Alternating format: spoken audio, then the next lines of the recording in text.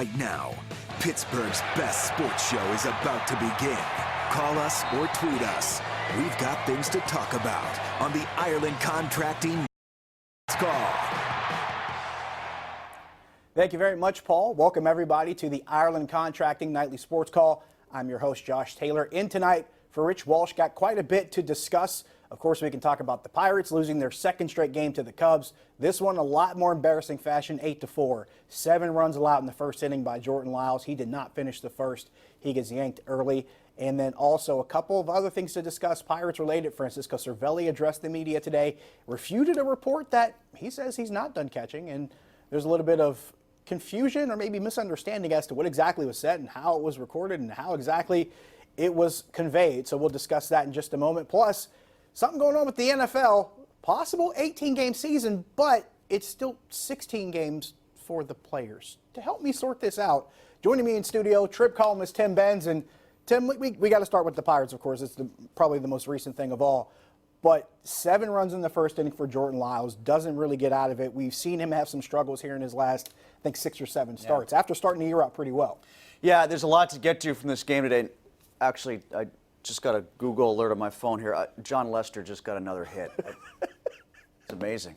What is he, like 5 for 5 today or something like that? They made him look like Madison Bumgarner. I want to see John Lester go 5 for 5, and then on the 5th time he gets to first base, I want to see him just try to run and steal second because everybody can steal on him, just to like get over. But he took care of business by hitting one onto Waveland Avenue practically today.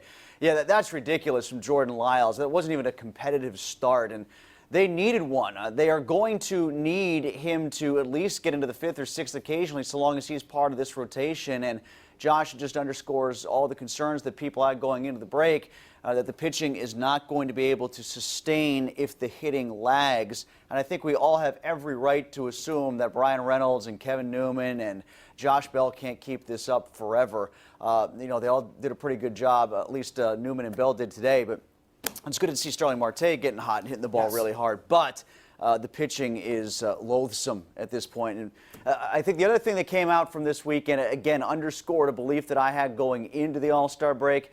If they do trade Felipe Vasquez, if things fall off the rails for the Pirates and they end up being sellers at the deadline instead of buyers, and Vasquez is part of that, they better have the future closer come back to them in this deal, because Kyle Crick ain't it.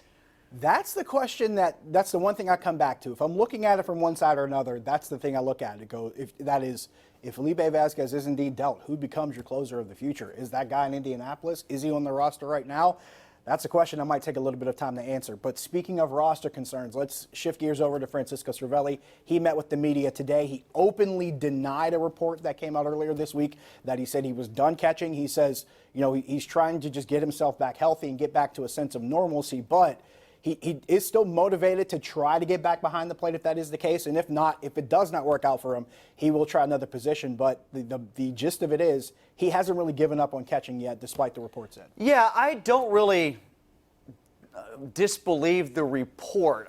There's some questions about how it was said and how it was recorded or how on the record it was, and if it was more on the record than what it was to go into print, and maybe Cervelli would have been less forthcoming in his verbiage as it was stated. But, I mean, I was there, Josh, a couple days earlier, maybe a day or two before, when Cervelli sure as heck made it sound like he was done catching, even though he stopped short of saying that directly. That's the vibe I got. That's the vibe that everybody else around got, the impression that he was probably not going to come back and catch again, and he's looking for other options.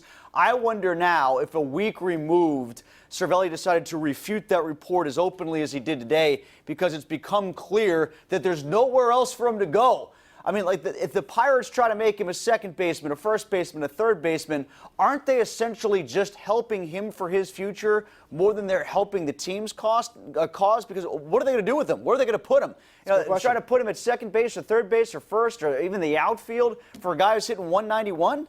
And it's safe to say that in the past couple of weeks, he was taking grounders at third, taking grounders at first, even taking fly balls in the outfield. It looks like the team is at least trying to do their due diligence to see if there are other options. But you got Moran, who can be the second guy at third or the first guy at third, and have Gung be the second guy. Right. It can also be the guy to back up Josh Bell at first base. And so can Jose Osuna.